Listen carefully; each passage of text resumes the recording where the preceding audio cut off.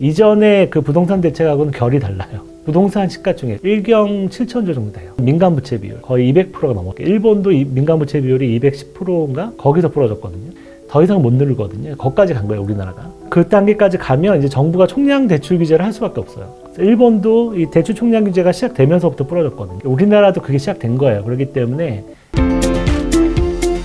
헥사곤 투자자문의 김영근입니다. 7월 인카 경제 전망 강의 시작하도록 하겠습니다. 이번 달은 이제 투자 매력도부터 설명을 드릴 건데요. 지난달에 좀 있었던 일 중에서 좀 간단하게 설명을 드리면, 이란하고 이스라엘 전쟁이 있었죠. 그것 때문에 유가도 급등했고, 그 다음에 다시 이제 휴전되면서 다시 내려오긴 했지만, 두 국가 간의 전쟁이 아직 휴전이긴 하지만 아직 불씨가 사라진 건 아니에요. 제가 봤을 때는 트럼프가 미친 짓을 해가지고 이제 어쨌든 휴전을 강제로 시켰는데, 약간 서로 이제 이 힘을 회복하고 나서 다시 붙을 것 같아요. 제가 볼 때는. 그래서 유가가 급등했다가 다시 내려오는데 65불 이하로 안 내려오고 있잖아요. 그래서 좀 아직도 불안감이 좀 있는 거죠. 그런 부분들도 있고요. 그 다음에 이런 어떤 지금 우크라이나 전쟁도 그렇고, 중동에서의 이란 이스라엘 전쟁도 그렇고, 이제 이 시대가 전체적으로 그 전쟁의 시대로 가고 있는 것 같아요. 지난 40년간은 평화의 시대였거든요. 자유무역의 시대였고 평화의 시대였는데, 지금은 이제 점점 이제 각자 도생으로 가면서 이 국가들도 우익화가 많이 되고 있죠. 그래서 이제는 보호무역, 그 다음에 국수주의, 민족주의라고 하죠. 국수주의, 그 다음에 이제 전쟁의 시대, 이런 것들이 시작이 되면서 이제 40년 사이클이 돌아온 거예요. 돌아온 거기 때문에 이런 부분들은 좀 역사가 길기 때문에, 이렇게 사이클 길잖아요. 40년 사이클이니까. 이런 사이클이라서 이 전 사이클을 모르기 때문에 우리가 공부를 좀 해야 되지만, 제가 이제 공부를 해본 결과로는 이런 어떤 전쟁의 시대 또는 패권의 시대인 거죠. 패권 전쟁의 시대. 이런 것들이 쉽게 안 끝나더라고요. 이게 최소한 한 30년, 20년, 30년? 중국이 쓰러질 때까지 가는 거라서 중국이 쉽게 쓰러질 것 같지도 않고, 예전에 소련하고 미국하고의 패권 전쟁도 꽤 오래 갔었잖아요. 그러니까 이런 패권 전쟁이 일단은 경제적 논리보다는 안보의 논리가 더 우선하기 때문에 이게 생각지도 못한 일들이 많이 벌어져요. 그리고 이 국가 간의 결정도 경제적 논리보다 안보적 논리가 더 크기 때문에 이게 굉장히 좀 뜻밖의 상황이 많이 발생하는, 이런 상황이 발생할 수 있죠. 그리고 40년 만에 또 미국의 부채 사이클이 온 거예요. 부채가 또 흥청망청 써가지고 이제 국가 부채가 많이 쌓여있는, 100% 이상 쌓여있는 상태고, 이제 그거를 좀 다시 조정하는 과정에 들어간 거거든요, 미국이. 그래서 원래는 재정 적자를 줄여서 조정을 해야 되는데, 미국은 그런 선택을 잘 안 해요. 재정 적자를 줄이면 이 경기 침체가 오잖아요. 그래서 그런 거 선택을 안 하고요. 다른 국가에게서 부를 뺏어 오거나, 지금 이제 국세를 막 매기는 게 부를 뺏어 오는 거죠. 부를 뺏어 오거나, 아니면은 부채를 탕감하거나, 그건 힘으로 하는 거죠. 부채를 탕감하거나, 아니면 예전에 플라자 합의처럼 그런 것도 있었지만, 지금은 플라자 합의는 좀 쉽지 않고요. 그런 방식으로. 그러니까 예전에는 식민지 전쟁도 일으키고 식민지도 갖고 그랬잖아요. 그런 건 안 되니까 지금은. 경제 전쟁으로 관세 전쟁을 일으키거나, 아니면 보호무역으로 해서 이제 돈이 나가는 걸 막는다든가, 이런 식으로 이제 또, 그리고 인플레를 좀 일으켜가지고 부채를 녹이는 거죠. 그러니까 성장과 인플레를 일으키면 부채의 실질적인 가치는 떨어지잖아요. 그러니까 그런 식으로 해서 이제 GDP를 막 올리는 거죠. 명목 GDP를. 그러면 GDP 대비 부채 비율은 떨어질 수 있잖아요. 그럼 빚을 안 갚고도 이제 부채 비율을 떨어뜨릴 수 있으니까, 이제 그런 식으로 녹이게 되는 거죠. 그래서 지금 이제 미국은 이제 앞으로 그런 시대로 좀 들어가고 있다. 그래서 지금 현재 트럼프가 저 하는 미친 짓이 다 이유가 있다는 거죠. 그래서 이런 구간에서는 과거에는 달러가 굉장히 강했었어요. 그러니까 왜냐하면 자유무역 시대 때는 달러가 약하거든요. 왜냐하면 돈이 밖으로 나가잖아요. 미국 밖으로 달러들이 축축 뻗어 나가니까 달러가 약해지죠. 달러가 풍부해지니까. 근데 이 보호무역 시대가 되고, 지금처럼 패권 시대가 되고, 이런 식으로 되면 전 세계에 나가 있는 달러들이 많이 미국으로 다시 돌아오게 돼 있어요. 왜냐하면 전반적으로 이런 시대 때는 이 패권을 쥔 미국이 상대적으로 경제가 잘 버티거든요. 나머지 국가들, 신흥국이나 이런 나머지 국가들은 이게 이제 수출로 먹고 살고 미국에 수출해서 먹고 사는데 다들 힘들어지는 거죠. 이게 보호무역주의가 되면 이 약소국일수록 힘이 없는 나라일수록 피해를 많이 보게 돼 있어요. 그래서 이제 그런 나라 쪽에 들어가 있는 돈들이 빠져나와서 미국으로 다시 들어가게 되는 거죠. 그리고 요번에 또 스테이블 코인이라는 거 법안을 통과시키면서 미국이 스테이블 코인을 잡게 되면 전 세계 자금이 또 미국으로 많이 달러로 많이들 넘어올 수밖에 없거든요. 그러니까 뭐 이미 이제 남미 쪽에 통화가치를 믿을 수 없는 국민들이 우리나라 통화가치 못 믿겠어. 베네수엘라나 뭐 그런 아르헨티나나 이런 국가들은 국민들이 그냥 자기 자국 통화 말고 그냥 스테이블 코인을 쓰는 거예요. 달러를 쓰는 거죠. 교환도 쉽고 하기 때문에 그래서 달러로 그렇게 넘어오게 되는 거예요. 그리고 달러 패권이 예전에 페트로 달러처럼 예전에는 석유에 패깅해가지고 달러를 엄청나게 그 기술통화를 만들었잖아요. 지금은 이 코인에다가 스테이블 코인에다가 이게 패깅해가지고 달러를 굉장히 많이 찍어낼 수 있는 상황이 되는 거죠. 지배력이 더 커지게 되는 거예요.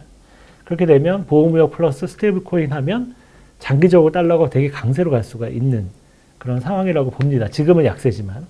그래서 그런 어떤 큰 흐름을 먼저 말씀을 좀 드리고요. 지난달에 좀 이런 생각 많이 했었는데 그거 좀 알고 계시는 게 좀 좋을 것 같아서 먼저 설명드렸고, 이번 투자 예산 투자 매력도 좀 설명 먼저 드리면, 미국은 뭐 여전히 40점대, 39점으로 약간 떨어지긴 했지만 거의 비슷한 수준이고요. 그 다음에 한국은 좀 40점대, 37점대로 많이 떨어졌죠. 이거는 왜냐하면 이제 밸류에이션이 갑자기 높아져서 그래요. 한국 증시는 밸류에이션이 확 높아지면서 이제 좀 매력도가 좀 떨어졌고요. 그 다음에 채권은 매력도가 약간 떨어졌는데 이것도 이제 금리가 좀 떨어지면서 채권 가격이 좀 올랐죠. 그래서 이렇게 좀 간당간당하게 50점 이하에서 놀고 있고, 에너지는 이 유가가 탁 올랐을 때는 괜찮았는데 다시 이제 제대로 와가지고 기술적으로는 근데 좋아졌거든요. 확실히 좋아져서 점수가 좀 더 올랐고요. 그 다음에 골드 좀 떨어졌고, 그 다음에 달러는 여전히 90점대 가장 높습니다. 그래서 저희가 이제 뭐 아파트는 이제 제일 낮고요.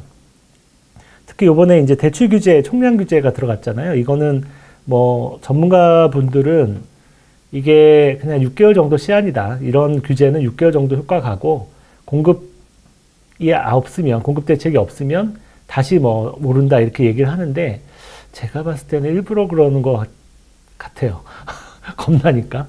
그래서 제가 볼 때는 이거 규제는 어쩔 수 없는 예상된 규제예요. 어떻게 보면 우리나라는 기본적으로 제가 말씀드렸지만 이 부동산은 거의 이제 뭐 이게 큰 사이클이 있거든요. 40년 사이클이 있는데 이게 산업화 사이클이라고, 우리나라는 이제 40년 사이클이 거의 끝나가고 있는 거예요. 그래서 그 40년에서 50년 사이클 정도 되는 거. 처음에 이제 산업화되고 그러면 땅이 많이 필요하죠. 그다음에 인구도 늘어나고 그리고 도시화되죠. 그래서 도시가 발전하고 또 수도권까지 이제 위성 도시들이 발전하고 이런 식으로 쭉 가는 1단계의 상승이 있어요. 이거는 실질적인 수요에 의해서 성장에 있어서 성장하는 거죠. 가격이 오르는 거. 그다음에 2단계가 뭐냐면 그게 2003년서부터였는데 2단계의 상승은 금융화가 되는 거예요. 이 주택이, 아파트가 금융화가 돼서 이제 가계부채를 땡겨서 레버리지 땡겨서 이제 올라가기 시작하는. 그리고 이게 하나의 투자 상품. 그러니까 사는 집이 아니라 투자하는 집의 개념으로 이제 하나의 투자 상품이 되고, 그 다음에 레버리지를 일으키고 주담보를 일으키고 이런 어떤 금융이 뒷받쳐 주는 금융화 단계가 있거든요. 금융화 단계가 2003년부터 시작이 된 거예요. 그때부터 가계부채가 엄청 는 거고, 그때부터 지금까지가 이제 금융화 단계에서 2단계 상승을 한 거예요. 그래서 지금은 어느 단계냐면 이제 40년, 50년의 사이클이 끝나고 이제 금융화가 끝난 거죠. 왜냐하면 레버리지 풀로 다 썼기 때문에. 그리고 이제 그 가계 소득 대비해서 이 집값도 거의 맥스까지 올라와 있고, 제일 중요한 거는 우리나라 서울의 부동산 시가총액, 그러니까 주택 시가총액만 6,500조, 7,000조 가까이 되거든요. 그리고 전국으로 보면 토지까지, 아파트 말고 토지, 주택까지 다 포함해서 1경 7,000조 정도 돼요. 우리나라 부동산의 총 가치가. 근데 이게 GDP 대비해서는 거의 6배가 넘는 수준이거든요. 근데 이게 전 세계적으로 버블이 가장 심했던 일본이 6.3배에서 부러졌거든요. 그러니까 우리나라도 지금 거의 그 단계까지 간 거죠. 그리고 중요한 거는 민간부채 비율. 민간부채 비율이 거의 200%가 넘었어요, 우리나라가. 일본도 민간부채 비율이 210%인가? 거기서 부러졌거든요. 90년대. 그래서 전 세계적으로 이렇게 보면 이 민간부채 비율이 200%가 넘어가면 이제 맥스예요, 그게.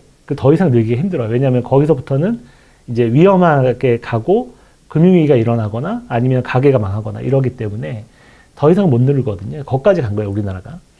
그래서 그 단계까지 가면 이제 정부가 총량 대출 규제를 할 수밖에 없어요. 왜냐하면 이래도 저래도 대출이 늘어나는 거 못 막아요. 왜냐하면 빚에 빚이 늘기 때문에 부채가 계속 부채가 늘거든요. 그러면 탄력을 받아버리면 나중에는 못 막아요. 그러니까 그 단계로 가면 이제 당연히 정부가 개입을 하게 돼 있어요. 총량 규제를 하게 돼 있죠. 그러니까 얼마까지만 대출해주는 이런 방식으로. 일본도 이 대출 총량 규제가 시작되면서부터 부러졌거든요. 우리나라도 그게 시작된 거예요. 그렇기 때문에 이전에 그 부동산 대책하고는 결이 달라요. 그러니까 이거는 또 이제 그 뭐라 그럴까 일시적으로 하고 마는 정책이 아니고요. 이거는 그냥 쭉 갈 거예요. 어느 정부가 와도 어쩔 수가 없거든요. 안 그러면은 망하는데 큰일 난단 말이에요. 그러니까 지금도 사실 늦긴 늦었지만 지금이라도 시작을 한 거죠. 그래서 이건 굉장히 의미가 있다. 그러니까 민간부채율 200%, 그 다음에 부동산 시가총, GDP 대비 부동산 시가총의 6배가 넘고, 그 다음에 총량 규제가 시작됐기 때문에 사실 이거는 그대로 일본을 따라가고 있는 거예요. 일본 90년대 피크 때, 부러질 때, 그걸 따라가고 있는 거라서 제가 봤을 때는 확률적으로 저는 계속 말씀을 드리지만 2021년도가 이제 강남은 거기를 약간 돌파를 한 상태지만 서울 전체로는 돌파를 못 했거든요. 거의 쌍봉 수준 정도 되는데 전국으로는 한참 미치고요. 그런데 어쨌든 2021년도가 피크였다. 그리고 하락 사이클이 시작된 거고 하락 1파가 끝나고 하락 반등. 그러니까 하락 1파 반등이죠. 반등인데 서울, 강남은 고점을 뚫었고 서울 전체적으로는 쌍봉. 그 다음에 전국적으로는 이제 밑에 반등 제대로 못한 거죠. 이렇게 반등파가 나오고 그 다음에 이제 3파가 시작이 된 게 아닐까. 그러니까 이번 정책을 계기로 해서 시작되는 게 아닐까. 이런 정책이 아니래도 아마 시작됐을 것 같은데. 그래서 저희는 저희 그냥 모든 모델이나 밸류에이션 모델을 봐도 아파트의 투자 매력 점수는 9점, 10점을 못 넘는다. 그 정도로 굉장히 위험하다라고 보고 있습니다. 요거는 좀 꼭 명심을 해 주시고요.